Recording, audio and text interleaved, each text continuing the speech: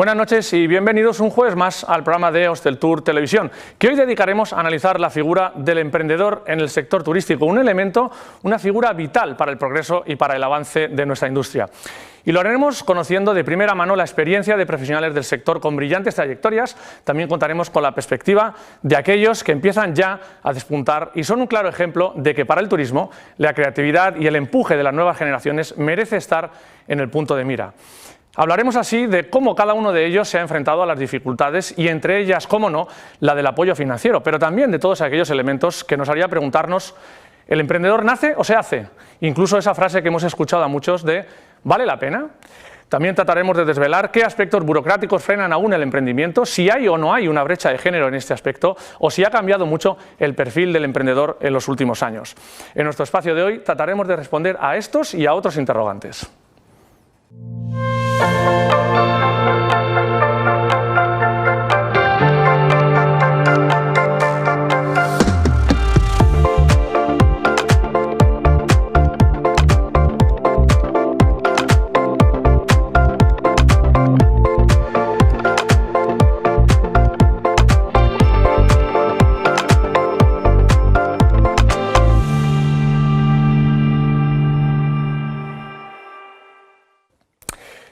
Pues vamos a hablar de todos estos aspectos y de muchos otros seguramente, y lo vamos a hacer en compañía de cuatro profesionales del sector, cuatro emprendedores con una trayectoria muy diferente, pero con muchas cuestiones en común que vamos a poder ver en los próximos minutos. Lo hacemos, como digo, acompañados de Ovidio Andrés. Él es el fundador de Logitravel y el fundador de Smile Hotels. Ovidio, buenas noches. Muy buenas. Gracias por acompañarnos una vez más en Hosteltour Televisión. Ya hay una trayectoria de algunas apariciones. Gracias. Gracias a ti por invitarme otra vez. También nos acompaña Patricia Rosselló, ella es la CEO y la fundadora de Rooibos. Patricia, buenas noches. Buenas noches. También con una trayectoria larga en el sector y también aquí en Hosteltour Televisión y en otros programas de televisión, ¿verdad? Otras épocas. Pero otras aquí épocas. Estamos. Gracias. Patricia, gracias por acompañarnos también. También nos acompaña Othman Kittiri, él es el CEO, también el propietario y el fundador de OK Mobility Group. Buenas noches, Othman. Buenas noches. Muchas gracias también por acompañarnos. A vosotros. Y también nos acompaña Sara Hernández, ella es la CEO de Mogu, la CEO y fundadora de Mogu, que luego también nos vas a contar un poquito lo que es, Sara, ¿verdad que sí? Sí, muchas gracias por invitarme. Pues muchas gracias también por acompañarnos. También nos vas a dar ese contrapunto de esa visión un poquito más actual de las dificultades a las que os enfrentáis los emprendedores. Y lo vamos a hacer con este vídeo con el que vamos a introducir la tertulia de hoy. La historia del turismo en España está protagonizada en buena parte por emprendedores que han sabido ver oportunidades y sobre todo aprovecharlas. Tras un cierto carácter visionario, se encuentran también grandes dosis de esfuerzo, tenacidad y capacidades. Según una investigación publicada este mes de mayo por la Universitat Oberta de Cataluña sobre los factores que motivan a los profesionales a emprender, elementos como el conocimiento financiero son primordiales para que se decidan a emprender su propio negocio, pero también la confianza que cada persona tiene en sus capacidades. El estudio apunta además cómo la capacidad de estos empresarios para crear empleo y mejorar la riqueza de un país es fundamental. Un contexto favorable al emprendimiento y el contar con ejemplos cercanos en los que inspirarse son elementos que también influyen. En España, la nueva ley de startups que se tramita en este año puede ser un importante impulso. ¿Qué apoyos se echan en falta aún para impulsar el emprendimiento en turismo? ¿Hasta qué punto depende de la capacitación o de las cualidades personales?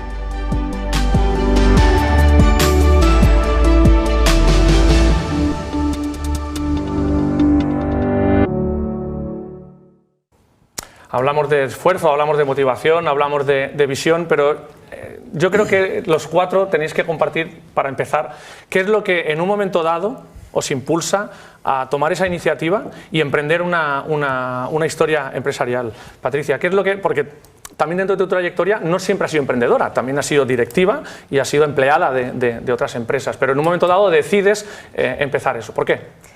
Bueno, yo tuve un referente en casa muy bueno, mi padre, y yo creo que muchos somos un poco el reflejo de lo que hemos visto en casa. En mi caso es ese, ¿no? Yo vi desde pequeñita a mi madre y mi padre pues subir la persiana todos los días y ponerse a trabajar, y eso es lo que me transmitieron, ese espíritu de trabajar, de lo que tú pongas vas a recoger esos frutos. Entonces como que viene un poco en mi ADN, y a lo largo de mi trayectoria, de mi carrera, pues yo acabo la carrera universitaria, estudio en Inglaterra y empiezo a montar mi empresa, y yo creo que coincidencia, pero no coincidencia, que mi primera empresa yo la fundara en el Reino Unido. Es un país que fomenta, que ayuda, que arropa el emprendimiento, que fomenta, que tiene financiación, que cuando acabas de la carrera están allí esperándote con fondos aquellos nuevos talentos para dártelos, porque entienden que el crecimiento del país depende del crecimiento y del fomento de la innovación y del emprendimiento, y bueno, pues fue allí donde monté mis primeras empresas. Luego sí que es verdad que en un momento de mi vida vuelvo a España y sí que trabajo para una gran empresa aquí mallorquina, y bueno, pasa a ser una directiva de una gran empresa bien conocida, de un grupo hotelero con una división de viajes, que es mi experiencia, y bueno, pues allí viviendo un poco las ineficiencias que tiene el mercado, viendo oportunidades y conociendo que al final la cabra siempre tira al monte. En mi caso pues decidí liarme la manta a la cabeza y volver a emprender de nuevo con Roivos, la empresa que he fundado pues en plena pandemia, pero bueno, con muchas ganas y empujando a tope. Gracias, Patricia. Othman, en tu caso también hay un momento en el que tú tienes una trayectoria previa y tu proyecto, digamos, no nace de una incubación previa, sino que es una evolución del segmento en el que estabas, ¿verdad? ¿Qué es lo que te lleva en un momento dado a dar ese paso? Sí, al final yo creo que son decisiones personales, porque además es que mi sector no tiene nada que ver con mis estudios, porque yo he estudiado en el mundo de la agronomía y la agricultura, y al final me dedico a la movilidad, entonces esto ya de por sí dice mucho. Y al final yo creo que es un momento, efectivamente yo he salido de mis estudios, he trabajado 2 años por cuenta ajena, y un día dije que yo quería emprender, ¿no? Emprender, ¿qué quiere decir emprender? Pues quiere decir lanzarte, tienes inquietudes, quieres crear, quieres aportar, piensas que puedes aportar humildemente pues algunos cambios en una industria concreta. En la mía era la industria de la automoción, que hoy hemos pasado a ser movilidad. Y bueno, al final es una decisión, repito, muy personal, que como ha dicho Patricia, donde tienes ganas de que se aplique la meritocracia en cuanto al esfuerzo y el retorno. Creo que es algo muy, muy importante, y luego crear equipo, el poder también ilusionar a más gente que se adhieran al proyecto, y al final emprender es una decisión personal y luego se convierte en una aventura humana. Ovidio, eres el señor de la mesa. Llevas más tiempo, no lo puede evitar. Llevas más tiempo que nadie emprendiendo, pero también tu trayectoria viene... no empezaste emprendiendo, como otro caso que vamos a poder aquí ver en este panel, pero cuéntanos un poquito también qué es lo que en un momento dado a ti te impulsa a emprender, y por qué no has dejado, bueno, eso si quieres te lo pregunto luego, ¿por qué no has dejado de hacerlo nunca? Eso está en el ADN, como decía Patricia. Bueno, lo de por qué empecé a emprender es muy fácil, estaba en el paro y había que comer. Tenía que hacer algo porque tenía 2 hijos, hipoteca y esas cosas.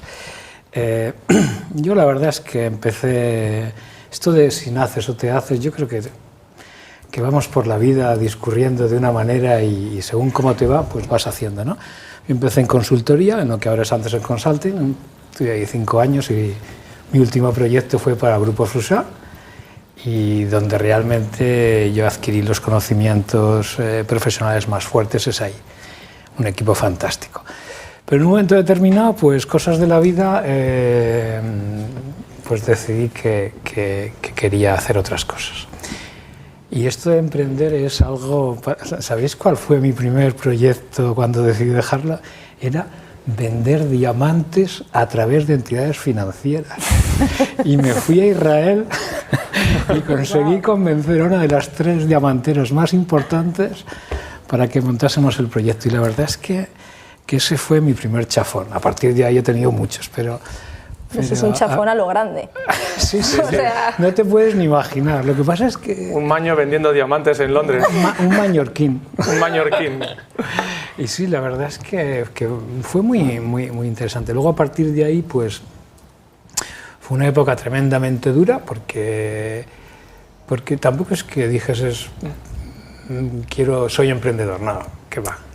Simplemente iba intentando una cosa, salía algo, es lo de vas cogiendo otra, y lo último que yo quería, me acuerdo que mi principio básico era no volvería al sector turístico. Pues tuviste mucho ojo, ¿eh? Soy un tío que consigue sus Visionario. objetivos sin lugar a dudas. Pero bueno, la verdad es que luego ya empecé y lo que es cierto es que yo no soy emprendedor, yo soy startupero. O sea, a mí lo que me va no es dirigir una empresa. De hecho, Logitravel, que es posiblemente es la más grande que he creado, donde yo disfruté de verdad fue en los inicios, en crear aquel equipo que ahora dirige y que incluso cuando se ha hecho la fusión pues ha salido tremendamente fortalecido. Para mí lo más bonito es cuando creas algo, los inicios. Después ya las empresas, si tienen éxito, se hacen grandes, tontas, lentas, poco atractivas. Y es un momento... Lo que pasa Menos mal que ya la has vendido, ¿eh? No, porque con esa publicidad que estás haciendo, cualquiera... No la he vendido, la he fusionado. Bueno, más o menos. Pero incluso antes de fusionarla ya había dejado de estar ahí, porque yo no valgo para dirigir una empresa, a mí eso me aburre. Por eso digo, entonces está en el ADN del emprendedor. Tú llamas startup cuando realmente startup es un concepto mucho más reciente de lo que era una emprendeduría de bueno, antes. yo diría que startup es el arranque, como su nombre dice, el arranque de un proyecto, de algo, de una idea que tienes que ensamblarla, hace falta una energía brutal, consume tal... Coges gente joven y esa gente joven, como consigas transmitirle, te transmiten la energía y tú como consigas transmitir la idea, es fantástico. Eso es un momento impresionante. Luego ya vienen las crisis de la contabilidad, que hay que hacer la financiera, la operación, y eso es aburridísimo. Pero arrancar un proyecto es lo más bonito que hay, ¿eh? Y eso, sin lugar a dudas, a mí, yo cuando te miro, Sara, digo, qué envidia. Sara. Bueno, y ahora yo te escucho y pienso lo que me espera, ¿no? Sara, yo precisamente estás la última para esta primera pregunta, no por nada, sino porque después de escuchar todo esto, eres la única que vas a poder explicar realmente qué es Mogu, ¿vale? Todos los demás, todo el mundo sabe lo que es OK, lo que es Logitravel, lo que es Smile, lo que es Roibos o cualquier otra empresa. Me gustaría que lo explicaras también un poco, pero me gustaría también que nos contaras un poco esa experiencia que has tenido, porque al final estamos diciendo que Ovidio ha representado toda esa experiencia, sí. Y en tu caso es lo más reciente, es decir, tú estás en una empresa que acabáis de crear, os habéis apoyado en un programa de optimización de startups de Travel Compositor, ¿verdad? Que entiendo que son programas que ayudan mucho a este tipo de nuevas iniciativas. Cuéntanos un poquito también tu experiencia. Sí, bueno, en el fondo, escuchándoos, pues compartimos también bastantes puntos, porque yo tampoco soy una persona del sector, como por ejemplo Otman, yo estudié Derecho y ADE, y para mí todo esto es nuevo, ¿no? Y luego también la parte que he comentado vídeo de el emprendedor se nace o se hace. O sea, yo ahora sí soy startupera, como tú dices, pero yo era emprendedora desde los 11 años. O sea, yo he tenido fases en las que a lo mejor le decía a mi padre, papá, recógeme en este polígono industrial que quiero sacar una marca de ropa y ir a ver unas telas. Y estos también son inicios que demuestran que uno tiene ADN de emprendedor, o sea, de sacarse las castañas del fuego. Luego también, por ejemplo, durante la carrera gestioné una asociación de Erasmus de 300 estudiantes que venían de intercambio a la universidad y les preparábamos todo el Welcome Week Program, y al final uno dice, oye, pues es que ahora sí tengo la startup, pero ya en todo esto atrás, o sea, uno ya tiene esa mentalidad de, oye, aquí hay una oportunidad, las cosas se pueden hacer mejor, ¿por qué no saco tiempo libre y proponemos hacerlo de esta manera?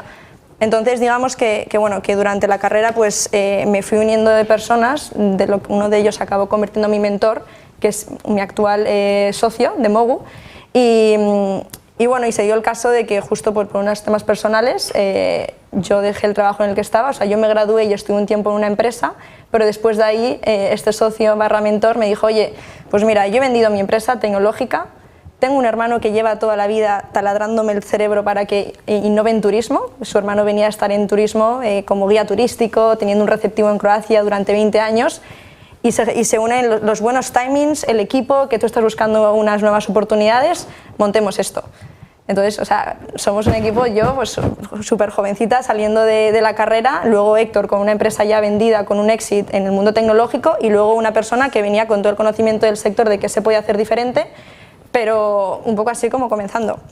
Entonces, básicamente lo que hicimos fue crear una herramienta para digitalizar toda la interacción con el cliente en destino. Nosotros le damos una aplicación a las agencias de viajes para que a través de ahí pues, puedan conectarse con el cliente, y todo lo que es a veces, o sea, tú, Patricia, decías que conoces mucho el sector de los viajes, ¿no?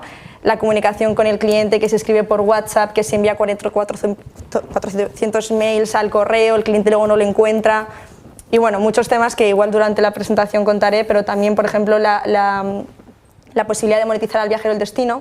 O sea, a veces está esa presión de intentar vender al cliente todo en la venta principal, pero hay servicios que por naturaleza se tienen que vender poquitos días antes del viaje, ¿no? Te haría una pregunta.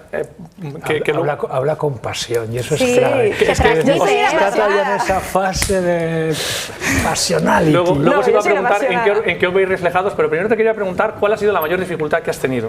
Si tuvieras que destacar una, ¿ha sido la financiera? ¿Ha sido la familiar? ¿Ha sido el entorno? ¿Ha sido la administrativa? ¿Cuál ha sido la mayor dificultad que has tenido? Bueno, la financiera no, porque gracias a Dios me uní con una persona que es mi brazo derecho para esos temas. Es una persona que ya tiene reconocido prestigio en levantar financiación, y al poco tiempo de comenzar ya pudimos hacer nuestra primera ronda. Entonces, financiación no. Familia no, porque como te digo, yo no soy emprendedora de hace 2 días, sino que mis padres ya están acostumbrados a que igual llega a casa más tarde de lo normal, que esté 3 horas sin contestar al teléfono. Personalmente para mí es, o sea, como CEO y cofundadora, el gestionar, o sea, mantenerte como tú eres, pero gestionar quizás un pitch o saber dirigirte a una audiencia constantemente diferente, que si un empleado, que si un inversor, que si un cliente. O sea, en estas fases del comienzo uno puede estar por la mañana en una daily, en una reunión con un junior que se acaba de incorporar, luego una demo con un pedazo cliente que sabes que de ahí se puede desencadenar no sé cuántas oportunidades, y luego con un inversor que tienes que ponerte el sombrero de persona fuerte, que tu producto es la pera cuando sabes que el cliente anterior igual no convierte. Y bueno, o sea, el gestionar esos cambios de personalidad. ¿En qué os veis reflejados? En todos. En la pasión, Othman, Patricia, ¿en qué os veis reflejados en Sara? Sobre todo en la pasión. A mí a veces que me hacen entrevistas y tal, y sobre todo por el hecho de que soy mujer, y ahora pues el tema de que seas mujer y directivo está mucho en auge, dices, ¿qué es dónde se ve Patricia dentro de 5 años? ¿No? Y ese un poquito dice, mira, pues que nunca me falte la ilusión, porque mientras yo mantenga esa ilusión del primer día y sea capaz de transmitirlo a mis equipos, pues la batalla ya está ganada, ¿no? Sí. Pero el día que el CEO deja de ver la visión, deja de verlo claro y no es capaz de transmitir, ese día mal vamos. Entonces yo creo que eso es la ilusión, ¿no? El líder tiene que transmitir esa estrategia del camino y la ilusión, pase lo que pase. A veces... Has hablado de liderazgo. Othman y Ovidio sois, y lo digo porque lo sé, sois líderes en vuestras empresas. No, por eso yo insistía mucho. Yo insistía mucho en que la decisión de emprender es una decisión personal, y luego es verdad que se convierte en una aventura humana, ¿no? Tal como lo decía Sara.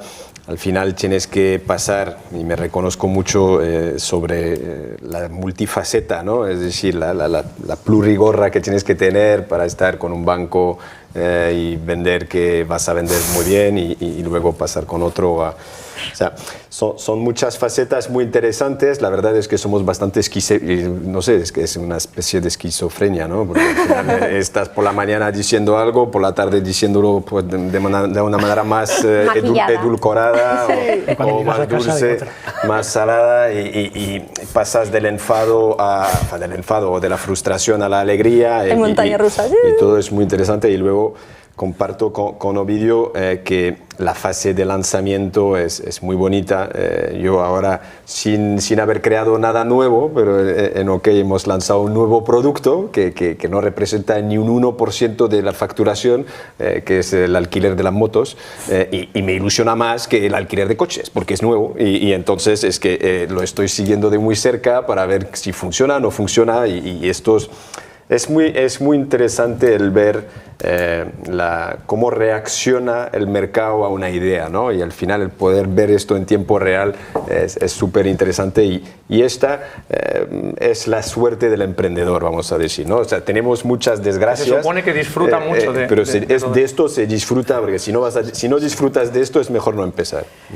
Yo creo que se disfruta mucho y se sufre mucho, pero yo tuve una enorme suerte de que la parte financiera, que normalmente casi todas las startups es un dolor de cabeza tremendo. Sí. Yo tenía un cliente, tenía como dos negocios, ¿no? Un cliente que me daba dinero y luego en paralelo montaba la empresa. Entonces, claro, nunca tuve el problema financiero. Y es que eso era fantástico. No preocuparte cómo pagar las nóminas, no preocuparte. Eso era tremendo. O sea, para mí es la suerte que yo tuve. Y hay una cosa que yo creo que cuando tú hablabas, Patricia, de estrategia, ¿no? Yo nunca tuve una estrategia. Siempre que tienes una estrategia en la cabeza y de más o menos. Pero yo creo que la gran ventaja... Un tío que viene de una consultora que no tiene una estrategia, cuidado, ¿eh? Mira, Ovidio, permíteme que te corta, porque en OK, hasta hace 3 años, 4, luego mi departamento de comunicación me ha dicho, oye, esto estaría bien cambiarlo. Pero cuando llegabas a OK, nuestro claim era the only way is no way. Porque era mi manera de decir lo que acabas de decir, de que, oye, no hay que forzarse a seguir un camino, al final hay que también ir dirigiendo el barco en función a los vientos y las mareas. Es que, Othman, perder en la fase inicial de los proyectos, la flexibilidad que te da, la frescura. Todos a la derecha y todo el mundo se alinea a la derecha, a la izquierda, y pegas cambios.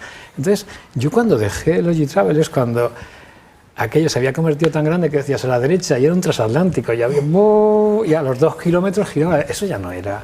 Entonces, yo creo que el tema de por la mañana ves a un cliente, por la tarde ves a un empleado, o al revés. El cliente te dice una cosa y tú ves la oportunidad, o el propio empleado te dice, oye, yo quiero... y acabas convirtiendo aquello en una idea que tira para adelante. Eso es una suerte tremenda. Y lo único que pasa es que la energía... allá que Manolo me ha dicho que soy una persona mayor, hay una cosa muy importante. He dicho con experiencia. Creo que Patricia lo ha hablado, pero yo quiero explicar una cosa. Para ser startupero y emprenderla fuerte y tal cual, hace falta pasión. Cuando eres más mayor también tienes pasión, pero también al margen de la pasión lo que hay ahí es una cantidad de horas y una cantidad de energía. Y claro, cuando te vas haciendo mayor, la energía... ¡taca!, te falta. Y entonces tienes que aprender a dosificarte muchísimo. Y ahí es donde es un aprendizaje que no es fácil cuando a medida que te va faltando, porque claro, trabajas por la noche, Sin embargo, cuando eres mayor ya no te va esto tanto. Déjame, Ovidio, porque habéis hablado de un tema, bueno, prácticamente lo habéis comentado todos, el tema de la financiación, y lo has dicho tú bien, Ovidio, es un quebradero de cabeza para aquellos pues, que no han tenido a lo mejor la fortuna de tener un socio o de tocar la puerta adecuada. Tenemos una conexión con Jesús Fernández, que él es el director de ISBA, la Sociedad de Garantía Recíproca de Baleares, y la entidad que se ha convertido en los últimos años en ese referente a la hora de estimular la creación de nuevas empresas desde el ámbito, como digo, de la financiación. Jesús, buenas noches, ¿cómo estás? Buenas noches, ¿qué tal? Encantado de estar con vosotros. Estupendo. Mira, Jesús, querría preguntarte en primer lugar, ¿qué es lo que aportáis vosotros? ¿Cuál es el papel que vosotros jugáis a la hora de apoyar a las empresas, más que a las empresas, a los proyectos para convertirse en empresa? Y también me gustaría que nos explicaras un poco qué es lo que debe aportaros esos proyectos que os llegan para poder entrar en vuestro círculo de financiación. Bueno, nuestro papel fundamental es apoyar al emprendedor, sobre todo aquel que va escaso de garantías, ante las entidades de crédito o fondos de financiación alternativa, que también podemos avalarlos, ¿no?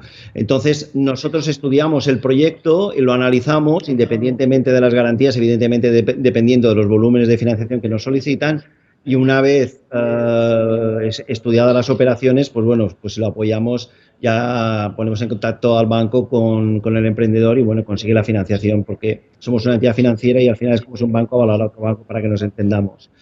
¿Qué es lo que valoramos nosotros a la hora de estudiar un proyecto? Bueno, lo primero que necesitamos es que el emprendedor aporte un plan de viabilidad que sobre todo le sirva a él para entender ese proyecto cómo lo va a desarrollar y cómo lo va a establecer.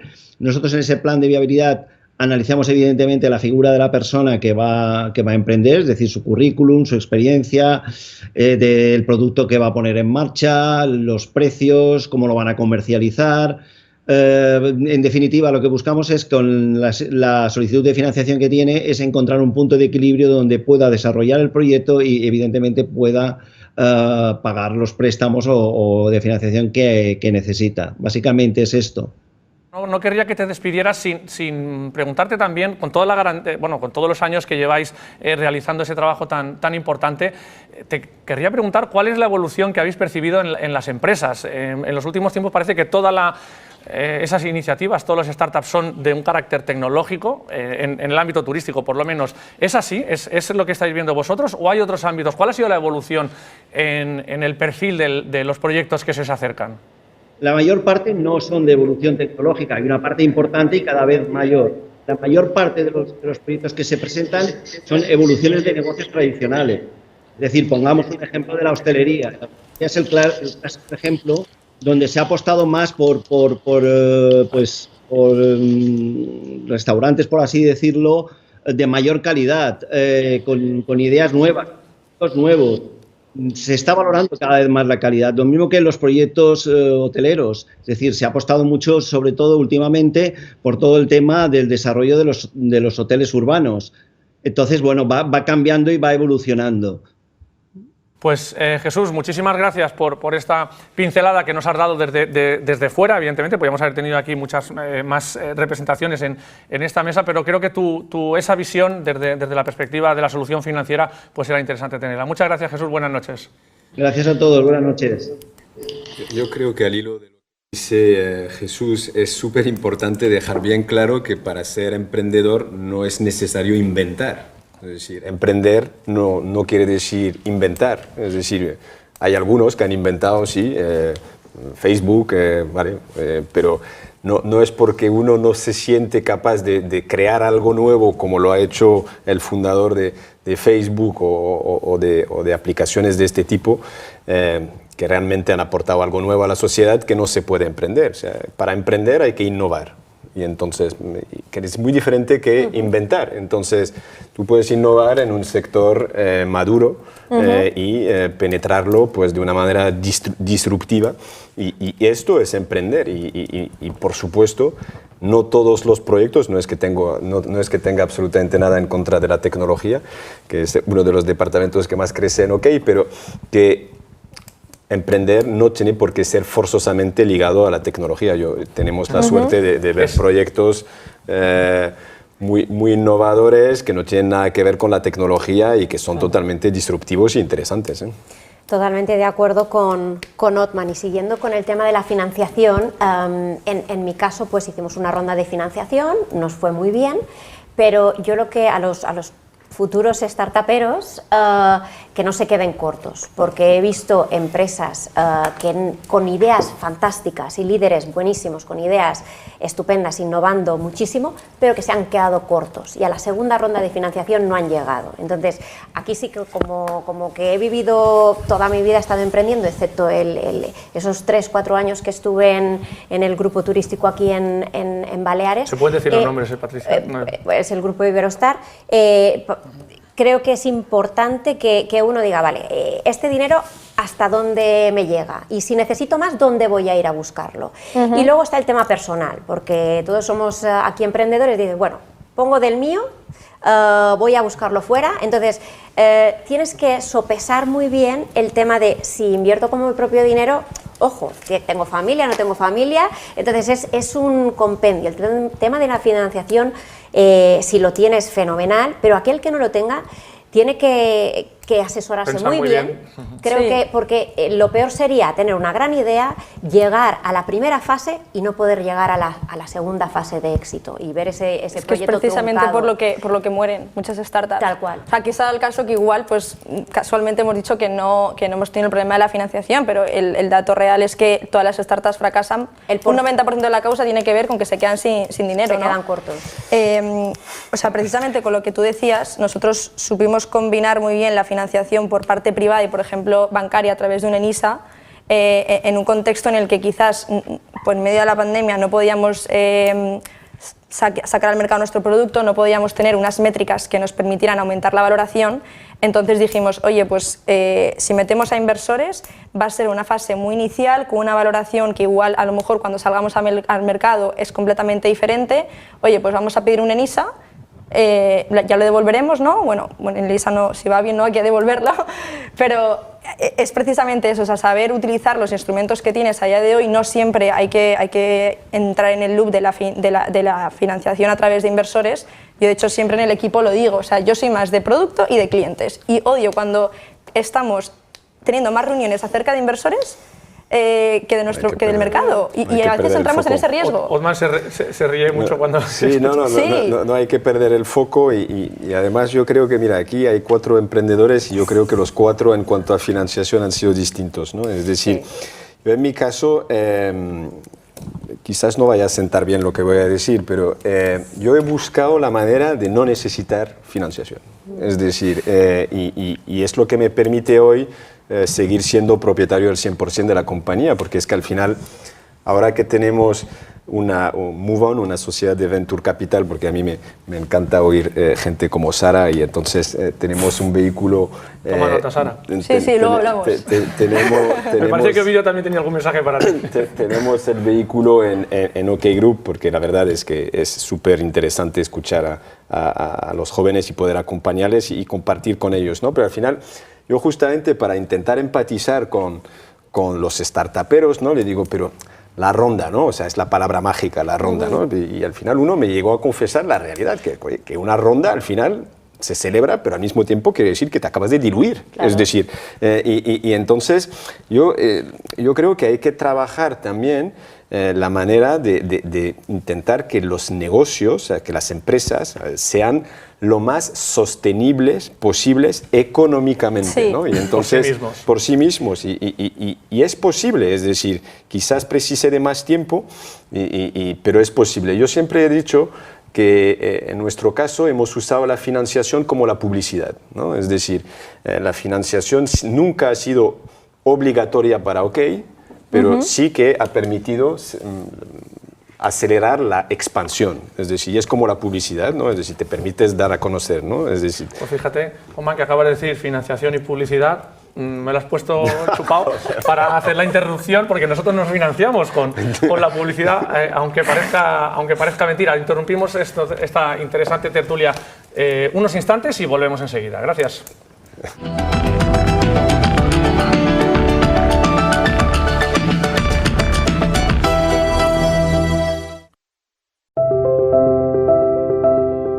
Passió per la vida i el treball ben fet. Compromís en tot allò que fem.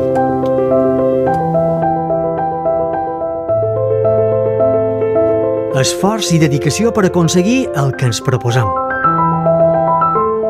Amor pels nostres i per la nostra. Entrega i entusiasme en el nostre celler de Mallorca.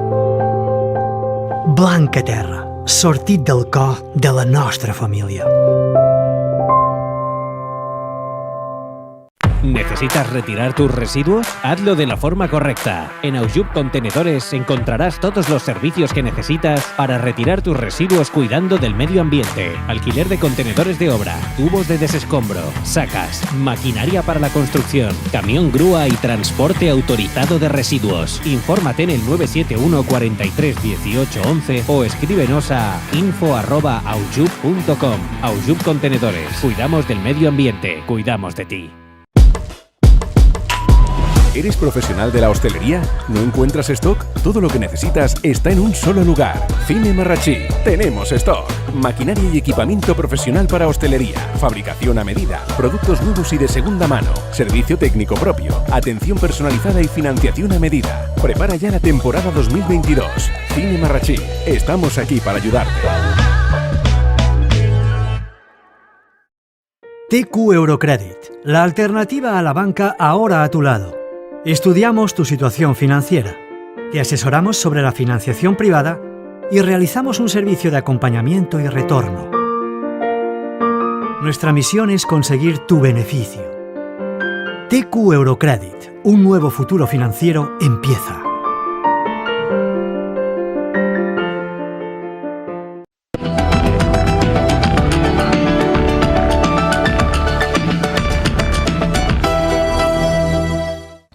Seguimos aquí en Hostel Tour Televisión, en esta charla sobre emprendedores del sector turístico, pero antes de seguir con esta interesante tertulia, vamos a dar paso a la primera píldora de datos de esta semana. En este caso nos acompaña Anna Igual, que es la Chief Commercial Officer en Travelgate X.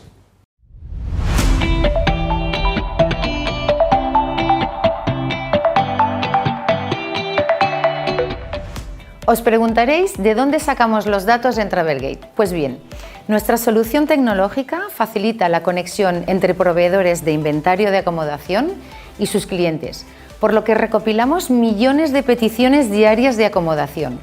Con estos datos hemos analizado las comunidades españolas con más reservas para el próximo verano.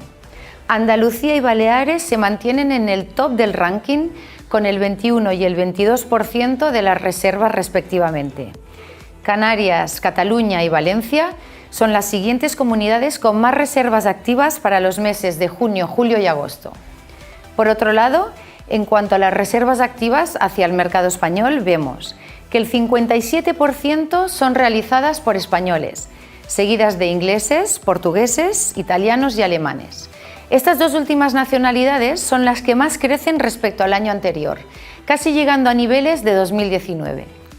En cuanto a los precios medios, vemos que suben en todas las comunidades autónomas, siendo Andalucía, Baleares y Canarias las que tienen los precios más altos. Y por último, las noches de estancias aumentan en las comunidades españolas. En Baleares, 6 noches. Es la comunidad que más aumenta respecto a los años anteriores. También impacta el número de noches en Cataluña y Valencia, mientras que en Canarias se nota un ligero descenso hacia 5 noches de estancia como mínimo. Creemos que mientras la recuperación es ya un hecho en la mayoría de mercados, la tecnología de conectividad y los datos nos siguen asegurando mayor visibilidad y una distribución eficiente. Desde Travelgate, saludos.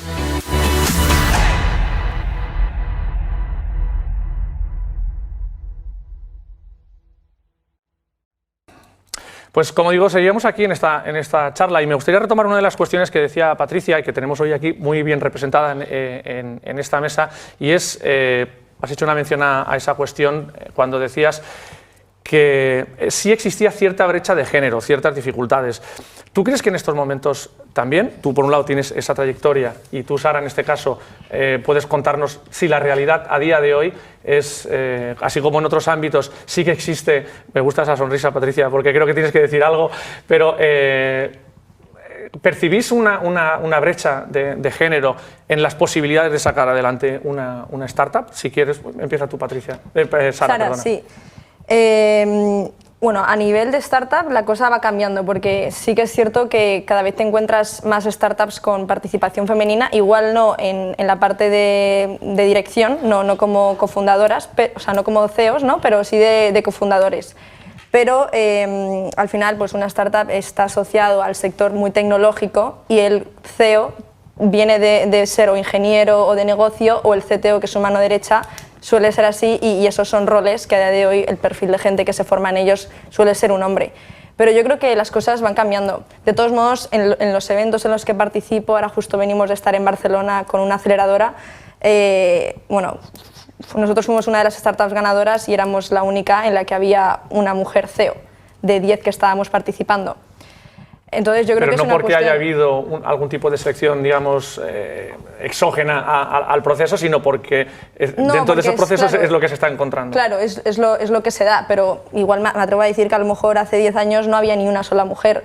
Es un cambio progresivo, igual habría que hacerlo con una mayor velocidad, pero yo empiezo a ver ya como pequeños rasgos de que hay mujeres que ya cada vez se están atreviendo más, pero quizás también en startups muy asociadas a servicios, ¿no? Yo es que creo que lo que ha dicho Othman, de que la innovación no solo es tecnología, pero lo que es verdad es que hay un porcentaje muy elevado de innovación o de startup o de emprendimiento asociado a tecnología. Y dentro de lo que sería tecnología, por una cuestión histórica, hay una descompensación de sexo. No porque haya discriminación, por lo menos en mi opinión, simplemente es porque, por lo que sea, las carreras tecnológicas no están más asociadas a hombres, cosa que está cambiando y cosa que me alegra. Entonces, claro, sumando las dos cosas, lo que ocurre es que la mayor parte de emprendedores en este sentido son hombres. Lo que ocurre es que cuando vamos al sector servicios, ahí cambia completamente. Ahí ya no estamos hablando de lo mismo. Es decir, cuando el emprendimiento no es tanto tecnológico, sino que tiene otra serie de componentes, ahí ya es mucho más diversificado. Yo creo que la posible discriminación viene más por el hecho de la formación del emprendedor que por lo menos en mi opinión. Patricia, por alusiones, tú sí tienes esa experiencia porque empezaste ya... Bueno, empecé con 24 años, monto mi primera empresa con 24 años, la monto en el Reino Unido. Ya dije que un poco coincidencia porque acabé la carrera allí, pero también un país que bueno, abre los brazos al emprendimiento. Tengo que decir que nunca me he encontrado en diferencia por ser mujer, al contrario, he tenido una experiencia muy gratificante a lo largo de mi carrera profesional y de toda mi trayectoria siendo mujer, y he emprendido, pues he montado, esta es mi cuarta empresa y todas con muchas ganas y con mucho éxito siendo mujer. Pero estoy de acuerdo, hay carreras que son, o hay segmentos que son donde se precisa más de ingenieros es un segmento donde quizás el hombre pues haya estudiado más esas carreras o sean más de tendencia que otras. Ahora bien, el tema de innovación, totalmente de acuerdo con Othman, de que no todo va a la tecnología. Lo que pasa es que cualquier innovación, por poco que sea, porque necesitamos digitalización, porque necesitamos mejorar los procesos, tienen un componente tecnológico, pero es que la tecnología es el elemento facilitador, no es la base. O sea, la base es una empresa de turismo, una empresa de hotelera, pero para hacerla eficiente necesitas la tecnología. Entonces, necesitas tecnología, pero no tienes por qué ser un ingeniero informático para ser el CEO de una empresa tecnológica, que es mi caso. Es que es así. Antes decía que el departamento que más crecía en OK era el departamento de tecnología. Y es verdad que en OK estamos teniendo paridad hombre-mujer, pero concretamente, como os habéis acordado todos en decir, en el departamento tecnológico no conseguimos esta paridad y entonces esto es lo que explica al final todo lo que ha explicado Sara. Pero es que tampoco hay que volverse loco. No, es que tampoco... Es que es así. Igual que en derecho hay más mujeres abogadas y más juezas que jueces. Claro. Pues las mujeres pero se genera un debate artificial que en cierto modo parece que tiene que haber esa igualdad en todos los ámbitos. Parece que tenemos que entrar en un tema de discriminación positiva, que esto también sería absolutamente gratis y necesario, y yo creo que, como bien has dicho, es que hay que dejarlo así y punto. Es decir, de momento es así.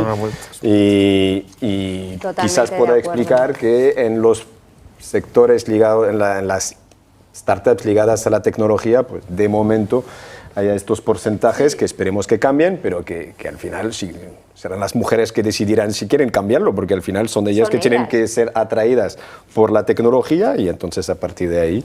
Pero aún así, o sea, por la parte que me toca, si aquí está viendo esto alguna mujer joven con ganas de emprender, pues le diría, yo, como sabéis, estudio Derecho IADE, llevo una startup tecnológica, no soy ingeniera ni nada del estilo, pero por ejemplo conseguí una beca para formarme en gestión de producto y lo hice online en un verano. Entonces a día de hoy, o sea, abres YouTube y ya puedes formarte y aprender a gestionar equipos con tecnología Scrum, por ejemplo, que es algo ahora muy útil. Entonces, o sea, hay que formarse. Otra cuestión que apuntaba Patricia y que en este caso te pregunto a ti primero, Sara. Ella habla de la cultura, por ejemplo, que te encontraste tú de apoyo al emprendedor en Reino Unido. Se habla muchas veces, yo quizás a lo mejor no sea tanto solo el Reino Unido, sino la cultura anglosajona, porque se habla siempre, pues Estados Unidos como la meca de ese emprendimiento. También Asia en los últimos años, ¿no? en algunos países, pero yo lógicamente tengo que preguntar por España. Y te pregunto a ti primero, Sara, pero luego la pregunta la traslado al resto. ¿Tenemos cultura de emprendimiento? ¿No tenemos cultura quizás sí haya cultura de emprendimiento, pero de apoyo, de facilitar ese emprendimiento y esa puesta en marcha? O sea, hemos hablado cuántas veces de la ventanilla única y todos los trámites que hay que poner en marcha, hacer para poner en marcha un nuevo proyecto. Sí. Bueno, yo esa fase la estoy descubriendo ahora, que es cuando estamos saliendo de casa, después de estar 2 años de pandemia. Nosotros pues hemos estado con el Zoom hasta ahora, y ahora es cuando por primera vez podemos vivir la vida startup, o sea, de ir a igual apuntarnos en South Summit, ir a congresos para hablar con inversores, ir a ferias tipo Fitur. O sea, para nosotros el montar el stand en Fitur y entender, o sea, y ver la persona física de lo que era nuestro cliente, ya fue una pasada. Entonces creo que en función del sector pues vas a percibir más una cultura startupil o no. En turismo hay pocas, bueno, igual aquí me estoy equivocando, pero hay pocas startups, o sea, gente disruptiva, joven, con ganas de innovar, igual no, es... hay bastantes. Pero suele ser más gente, pues, como lo que tú decías, gente del sector orgánica, que hace un spin-off, sí. o que saca una empresa que al final acaba asociando a la que ya tiene, pero gente que nace de fuera, que aparentemente no viene de ahí. Es un país que no tiene tradicionalmente esa cultura, no como los países anglosajones. Yo lo he visto, o sea, yo tengo un hijo, está estudiando segundo de carrera y él, un poco siguiendo los pasos de su madre, supongo, ¿no? Está estudiando ADE y además con el grado de emprendimiento e innovación, o sea, todo al completo. Y tengo ese Cualquiera diría que le estás dirigiendo. No. Y de paso hace las prácticas con nosotros.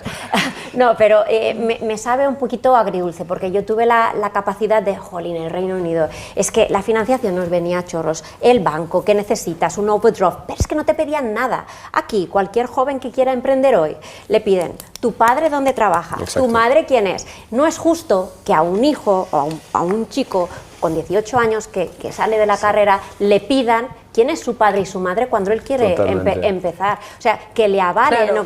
¿Por qué? A mí no me avaló nadie en el Reino Unido. Se fiaron de mi palabra. Y aquí no, aquí es o vas con mucho dinero, con muchos avales y con mucho tal, pero si no, no te hacen caso. Que empecemos una startup nosotros a nuestra edad, que a lo mejor ya tenemos una trayectoria, que tenemos un poco de backing, que a lo mejor en la industria nos conocen, ahí sí que se nos abre. Pero el joven, el de 18, 19, 20 años, ese lo tiene difícil. Yo creo que ha evolucionado, perdón, Sara, yo creo que ha evolucionado bastante y que es verdad que quizás España y en general Europa, ¿no? Es decir, la gran diferencia de Estados Unidos tiene un problema ligado al fracaso, ¿no?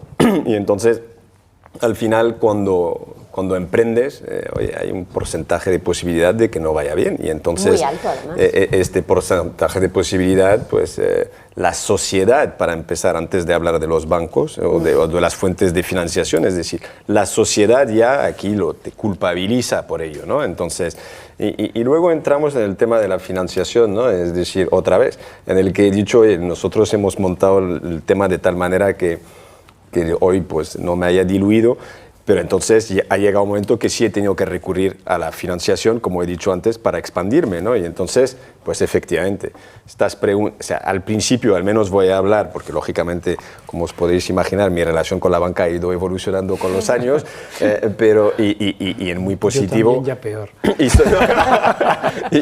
Y soy muy agradecido, pero es verdad que al principio yo incluso con alguna entidad le he preguntado por qué lleva la palabra banca dentro de su logo, ¿no? Porque al final una banca no es una casa de hipotecas donde tengo que hipotecarte o a ti o a tu padre o a lo que sea para darte dinero. Es decir, para mí es creer en un proyecto e invertir en él, ¿no? Y la verdad es que en este sentido llegas en unos momentos muchos más fáciles porque vemos que las entidades bancarias han creado también su rama de financiación de startup con un poco más, o sea, entienden un poco más el riesgo y el camino es un poco más fácil, ¿no? Y luego, cuando tu proyecto se empieza a consolidar, como te va a pasar muy pronto, espero, es verdad otra vez que la cultura del empresario o del emprendedor pues es complicada, ¿no? Y otra de las frases, os lo resumiré y acabaré con una de las frases que también ha desaparecido hace bien poco de OK Group, pero también estaba en bien grande,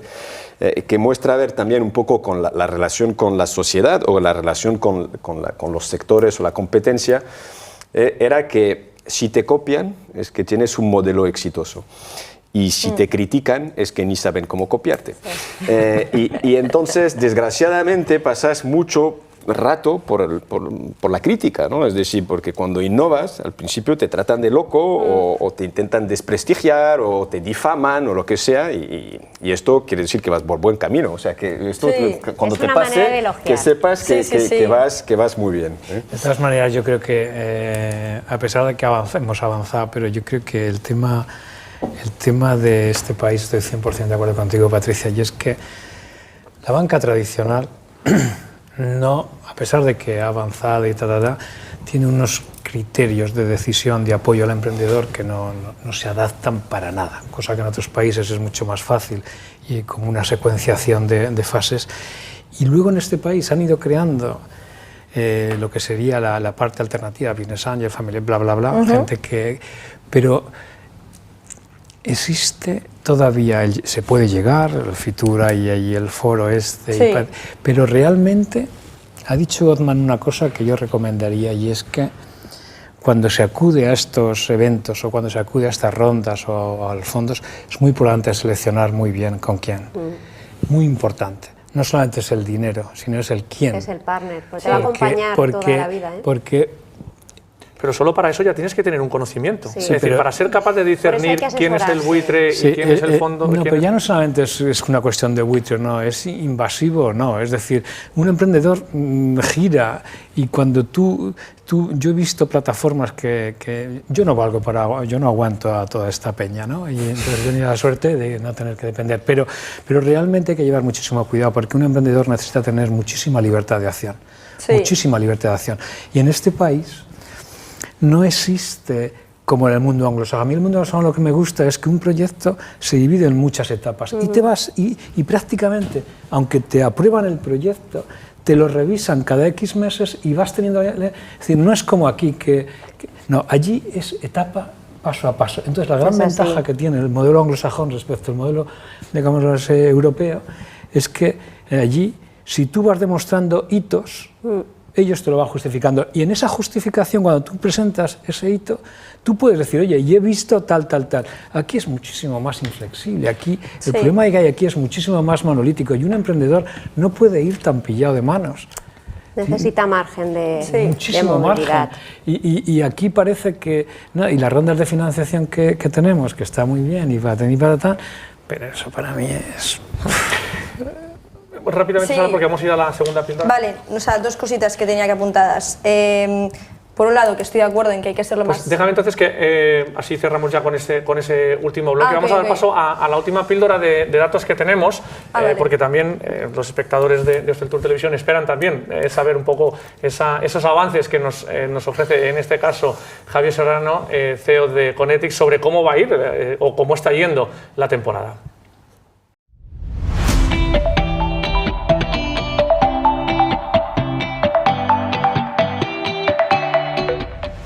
Hola, ¿qué tal? Hoy veremos una serie de indicadores vinculados al mercado británico de cara a este verano. Observamos, inicialmente, una previsión a fecha de hoy para este verano que oscila de entre el -2 y el +5%, en comparación con la previsión que teníamos para estas fechas en 2019. Recalcar que esta tendencia se está viendo también en destinos competidores, donde hay algunas fechas con valores máximos de hasta el +4% de incremento. Otro indicador es el comportamiento de las reservas y su antelación.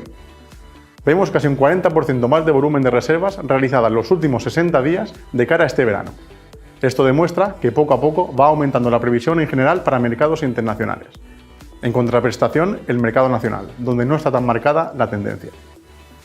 Finalmente, nos centraremos en la estancia media y ADR. Vemos que la estancia media aumenta un 4,5%, siendo un incremento mayor que en el mercado nacional, y unos ratios de oscilación de entre el -1 y +3% en cuanto al ADR. En este aspecto, remarcar algo que ya comentamos respecto a otros mercados internacionales, y es el aumento de la búsqueda de tipologías de habitación superior, que ayuda a entender el impacto que esto pueda tener en el ADR. Además, vemos aumentos significativos en el régimen de todo incluido, otro factor que influye. Nada más, como siempre, un placer compartir datos con todos vosotros.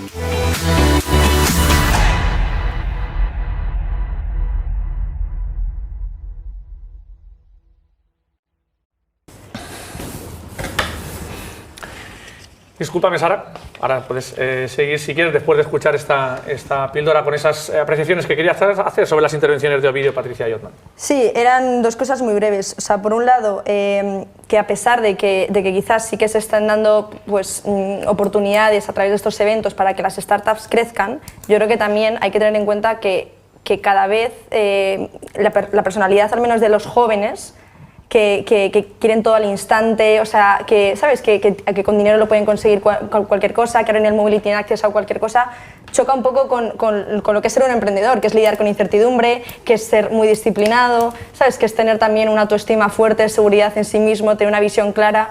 Y yo creo que, aunque por un lado se estén dando facilidades, por otro lado, el cómo cada vez estamos más trastornados por cómo están desarrollándose las tecnologías. Muy interesante esto que dices. Claro. Y para los minutos que nos quedan, sí me gustaría preguntaros por eso precisamente. Es decir, esos valores que ella identifica, ¿son permanentes? Es decir, ¿son los que teníais vosotros? Y si queréis ya termináis con esa y nos despedimos, porque nos queda poco.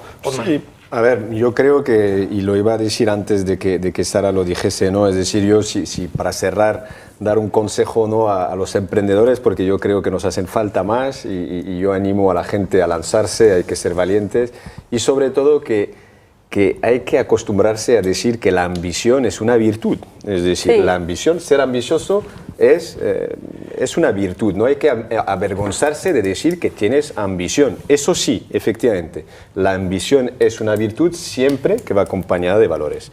Y estos valores, en nuestro caso, no los hemos perdido y son los mismos desde el principio hasta hoy.